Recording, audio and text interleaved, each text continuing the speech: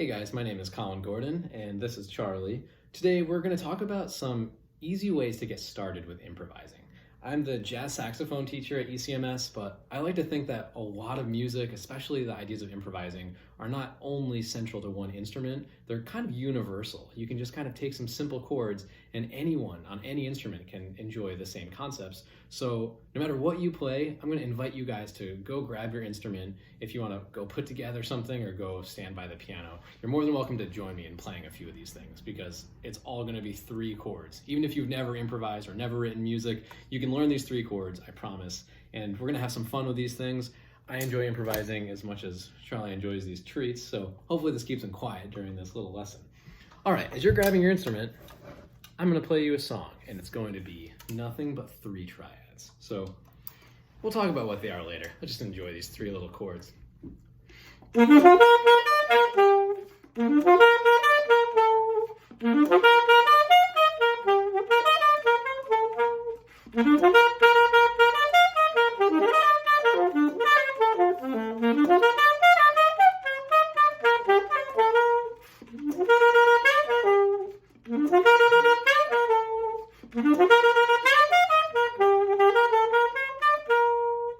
So here's a little visual if you want to follow along with what the chords are, but that wasn't the key of concert B flat, and I'm going to walk you through a few of these chords.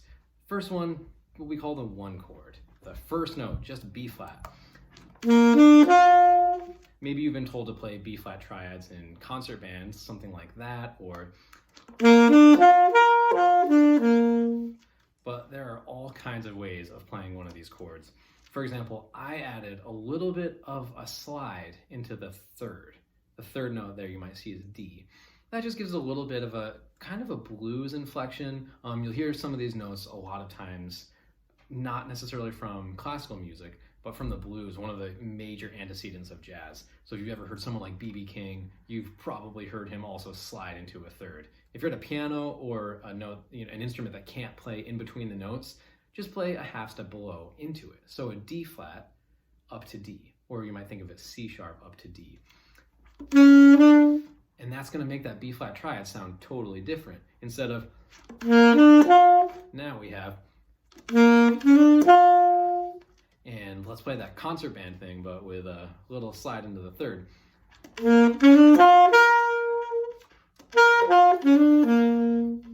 And now that's really starting to sound different, right? Let's also explore some of the other things you can do with just 1 triad before I get to that whole chord progression. So I think it's important to understand that B flat triad or any triad doesn't have to be in one little range. It could be up and down your whole instrument, or you could switch orders. Let's go up that octave. Let's go all the way up to a D, the next octave above what you see. We could do that, and then we could go down to F below. And obviously, depending on your instrument, you can keep going higher or lower, and you'll start to hear these sounds the more you explore the possibilities in other songs. I'm going to start on a low F, for example, and go up a few notes. B flat triad, but what happens if we change the rhythm around?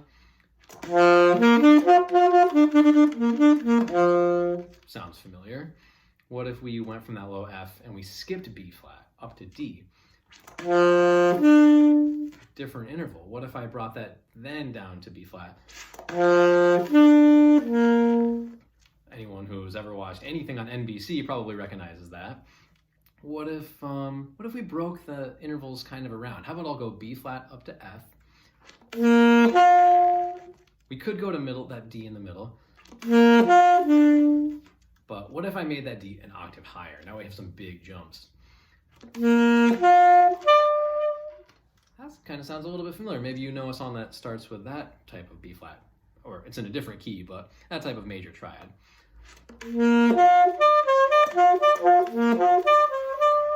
So you see how everyone from J.S. Bach to TV show writers and the NBC studios and people from all different cultures are using these types of triads. So I'm going to stick with kind of the more jazz and blues oriented side for now. And let's try some of these things on the next chord, E flat major triad. Let's just play the old concert band style. Now let's do that, but add another slide up to the third. So I'm thinking for me, doing a little half step into it. If you're playing in concert pitch, that G is the third, go ahead and throw a little F sharp up to G. And let's start to hear what that sounds like. Go B flat with the same little slide up to the third, then to the E flat chord, and then back.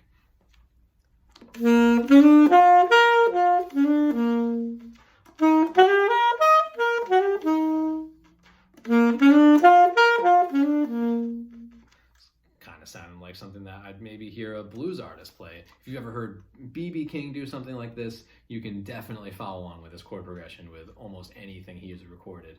Let's jump to this last chord now. I said there were only three. We've got the B flat chord and the E flat chord. Here's our last one, F chord, F major triad. Let's do it the old concert band style.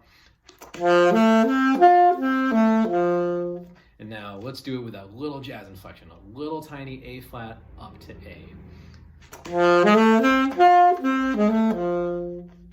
And let's put all these together. Let's go 1, 4, 1, 5, 1. So there's quite a few steps now, but I'm going to have it on the screen so you can follow along with me. Let's do that same pattern with all those inflections.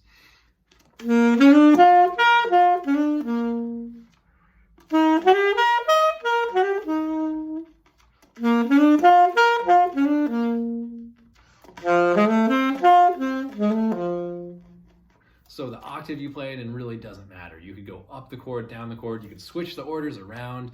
Let's just play those, but come up with any order you want. You could go up or down or change it around. And we'll be playing from multiple locations, and the harmony somewhere ringing out there in the universe is going to be pretty nice.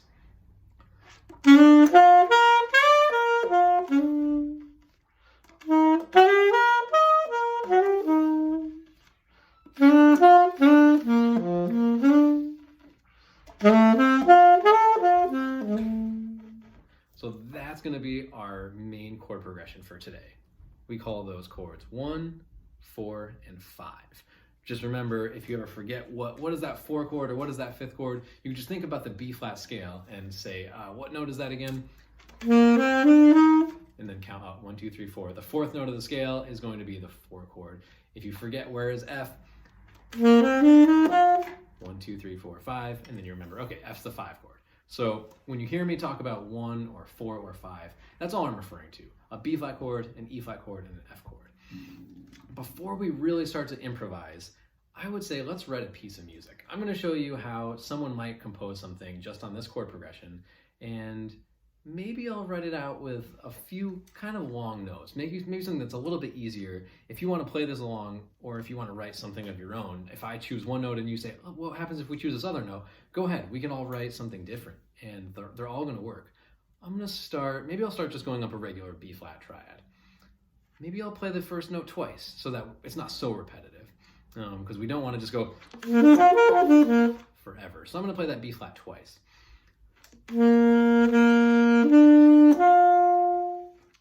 Oh, now it's starting to sound like something that I think I already know.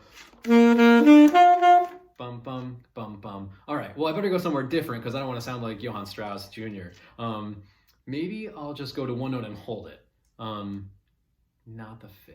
The next chord is an E flat chord, so maybe I'll go to G. That's a note in the E flat chord.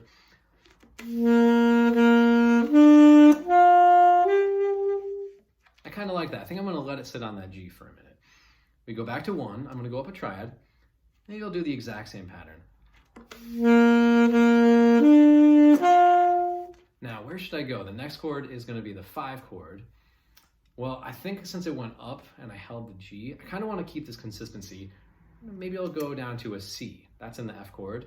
And then I'll hold that. So that would sound like, from the top.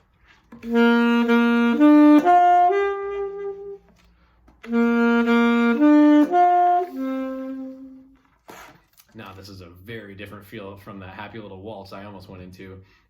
The chord progression usually repeats. So maybe we can do this again and see how it's going to change at the very end.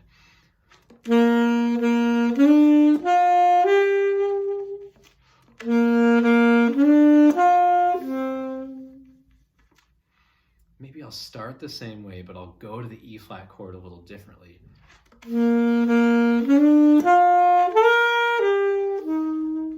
That time I ended up just arpeggiating down the E flat chord from 5, 3, 1.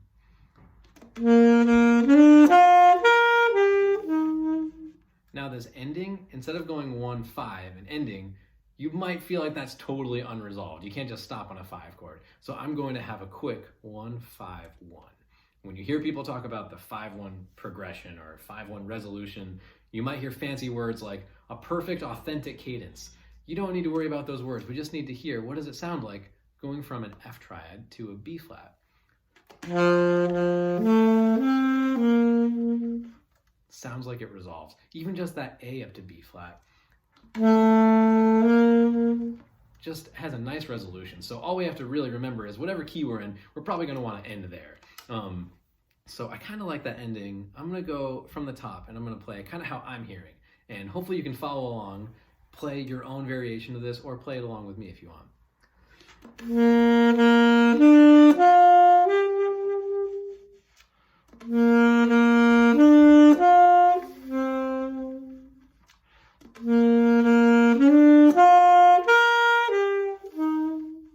How should we end it? Let's go from the 1 chord to a quick 5. I'm just going to stay on the C so I can work right down to B flat. So you see any note of that 5 chord can lead to the 1. I kind of like that ending.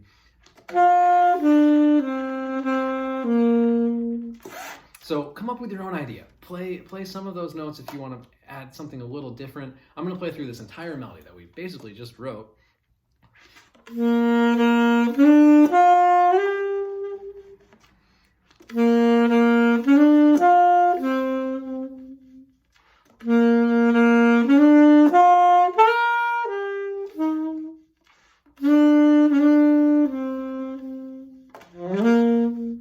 Kind of want to add a little decoration to that little 5-1.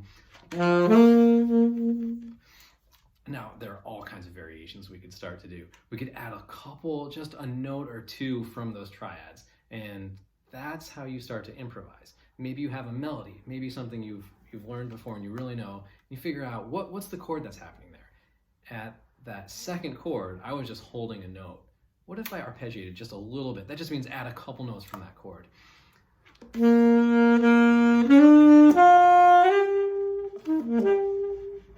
Sounds nice. Maybe I'll try that again later on in the song.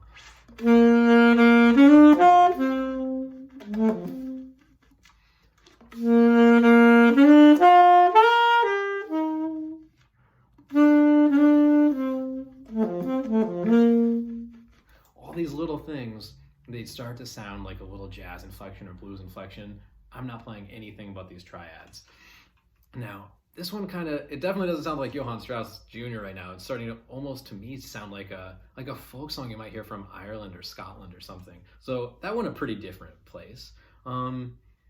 We could make it sad, really sad. If you're really depressed from being inside and you can't be out at, sports events and like social events with your friends and band concerts and all these things that we're used to doing, and you're trapped inside and you want to play something to represent that, here's one note you can change. Lower the 3rd. So you see how the 3rd note in B flat, I have that 1, 3, 5 there. The 3rd note's a D natural. I'll lower that to a D flat. The word for that is a minor triad. We're going to make this in a minor key. Let's just see. Maybe I'll change that 4 chord also to minor and see what happens. So now that E flat chord will change the 3rd of that. G flat now. So that same melody now becomes.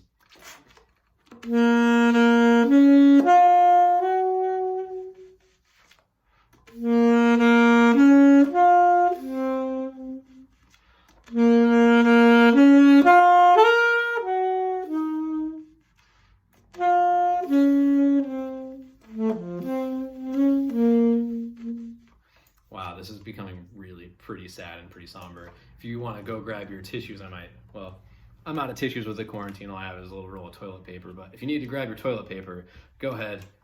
Now, let's say you're so sad that you're sick of playing sad music. I'm going to play the same chord progression and I'm going to make it super upbeat. We'll first go back to the major key and let's add some type of little rhythm. I'm going to just play a rhythm and see if you can play it right back to me. That 1st chord, Instead of just playing all downbeats, I'm going to add a little thing right there. Lots of upbeats. Now I'm thinking ba ba da ba. If you can feel it, or if you can't and you're just trying, just imagine these ba ba da ba, little upbeats. Now I'm going to play that next note, that G, on another upbeat. That's got a totally different feel from that sad, somber piece we just played. Let's do the same thing where it goes to the next spot, 1 to 5. All these upbeats, to me, kind of have what they would call a Caribbean or an Afro-Caribbean feel. A lot of this music ended up coming in, if you know anything about the history of jazz, it came into New Orleans, and there were a lot of stops and a lot of cultures along the way. There's something called Creole culture. People from all over the world, especially of Spanish and French and quite a bit of African music, all kind of blended in. That's how they call it the melting pot. And a lot of that was working its way through the ocean and actually developed in the Caribbean and some of these islands. So one type of music I would strongly recommend checking out is what's called Cuban or Afro-Cuban music. All of these upbeats are kind of, in my ear, getting this Caribbean or Afro-Cuban feel. So you really have to just listen to the music. Maybe I'll post a bunch of comments in here of a handful of musicians who you might want to check out, just to see, like, what am I talking about? What does that mean? But to get the sound, upbeats, rhythm, syncopation. It gets really complicated, but don't even worry. Just try to feel these upbeats.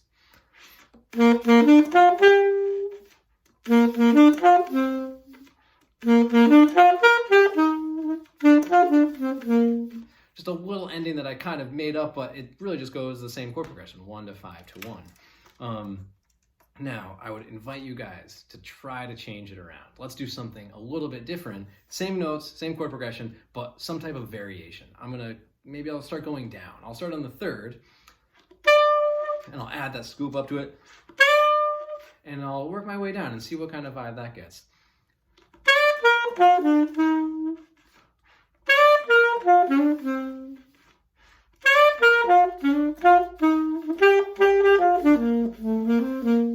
Now I'm kind of feeling, after talking about New Orleans, I'm feeling what you might call a second line march. It's the 8th notes. Instead of ba ba da da da, instead of straight like that, it's starting to become swung. Ba boo da ba ba ba da ga da ba da ba. Just try playing along a little bit of these triads with that new 8th note feel. Instead of these 8th notes become, and that all of a sudden is bringing me to a whole different sound. You get the idea. You can take these major triads and come up with any piece, as so many people did. I'm going to do this thing like I started with the 3rd going down.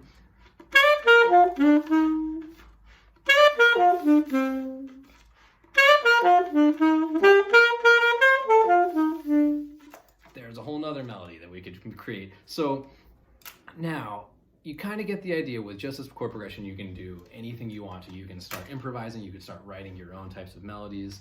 I'm just going to bring it to one final spot, one last idea, which is something called the 12-bar blues.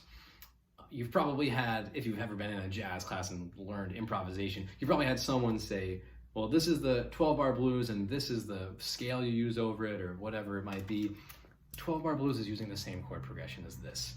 It's really not a totally different world. The inflections are maybe a little bit different than what you would hear in Bach, but the bass notes, the bass movement of 1 to 4, 1 to 5 is no different than Bach, or the following century of Mozart and Haydn and Beethoven, or the following century after that and to the 20th century. It's all based on these same notes. So check this out. I'm going to play something. Maybe I'll play up a B-flat triad. I'm going to show you a kind of blues melody I might come up with. So you probably hear that just off the triad. Maybe I'll do that again. I'm going to take that same exact idea and go up to the 4 chord now. And back to 1. So far, just a heads up, the B flat, that first chord is going to happen twice. So I'm going to play that again so far.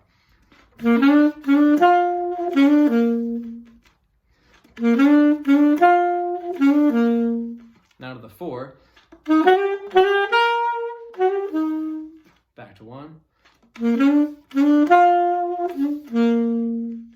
Now, here we go to the 5 chord. I'm going to play that same exact line. And back to 1. Now, if you get that, try playing it along with me. If you really have it, add some inflections, add some improvisation. If not, you can just play the notes that you can follow along with the screen.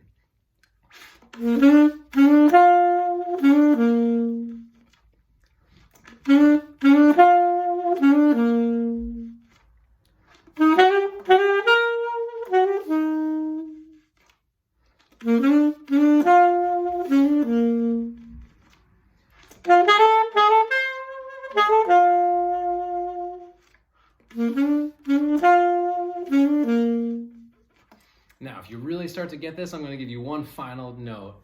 It's still going to be all the same chords, all the same ideas, but let's add a 7th. If that scares you, still play along with just the triad. Don't even worry. If you think you have that and you're grasping it, let's add a 7th. So now you see 1, 3, and 5. You're skipping alternating notes of the scale. The 7th. What does that even mean? Well, the 7th note of B flat would be 1, 2, 3, 4, 5, 6, 7. A natural. That's a really, really happy sound. If this is going to be kind of the blues, I'm going to change that. The same way lowering the D flat, getting a little bit of a lower note, kind of brings it down sometimes. It makes it a little bit more of a minor feel.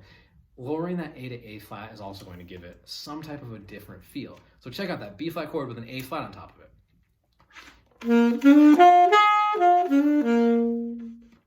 That's a dominant 7th chord, if you're wondering what the name of it is, but let's just use our ears and hear it.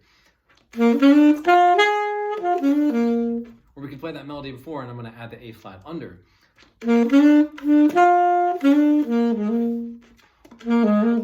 That nice little A flat and B flat. We call it a rub. I like the little rub at the bottom of it. And I'll do that again. Maybe I'll do that same thing here. E flat chord.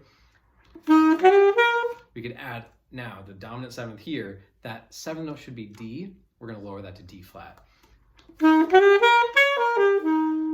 Or we could bring it down. So now that melody might become. And back to 1. Let's do the same thing on the 5 chord. 7th should be E natural, so you get the idea. It's now going to be lowered to E flat. Or down an octave. And back to 1. I kind of like this. I'm going to play a chorus just with that melody we created, and then I'm going to add a little bit more of a rhythmic feel, but I'm not going to change any of the notes. It's just going to be these exact same B flat 7, E flat 7, and F 7.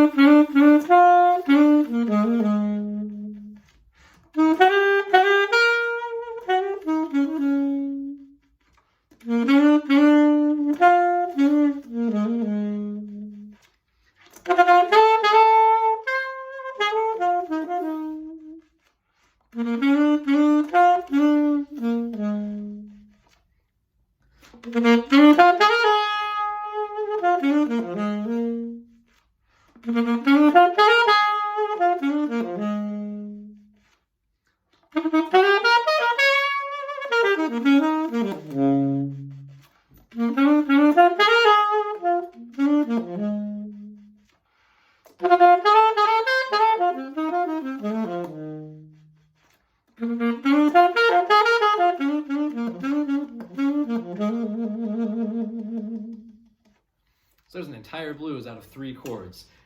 I think I'm going to call it a day right here. Let you guys sit on that and see if you can just start listening to music. I think one of the big keys is, can you listen to music and start to hear, I hear that 1 to 4 back to 1, or 1 to 5 back to 1. It almost doesn't even matter if you're listening to music of the Renaissance in 1500, or of Beethoven in 1800, or of, like I mentioned, a blues artist of, earlier in the 1900s, or a contemporary composer, or something in the 21st century. It's almost all going to have some type of basis in these chords that we talked about. So as you listen to that, try playing along sometimes. Try seeing, oh, is this gonna fit the same way that my ear thinks it's going to? And the next thing you know, you're gonna be listening to some recordings and saying, whoa, I just magically know what that person is playing.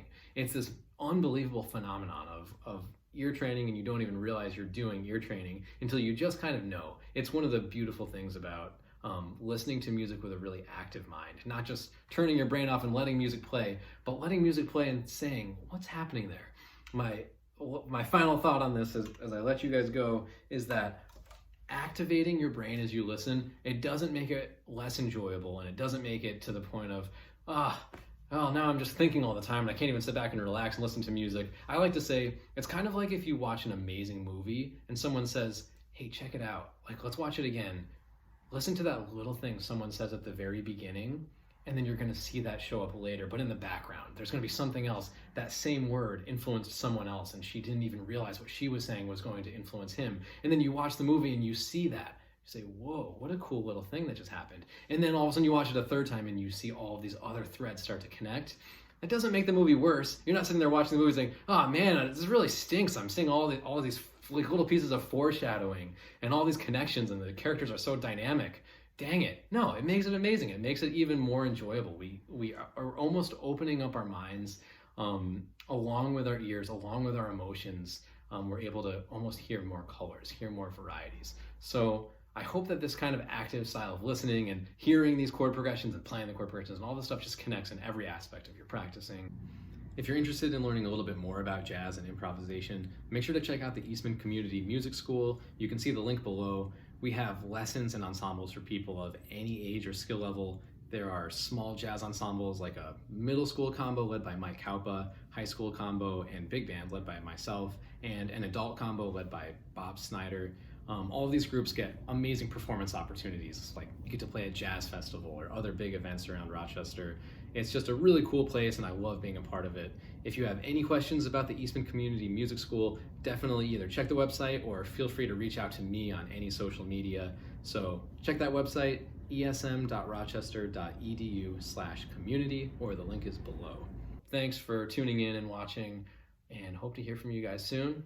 See you later.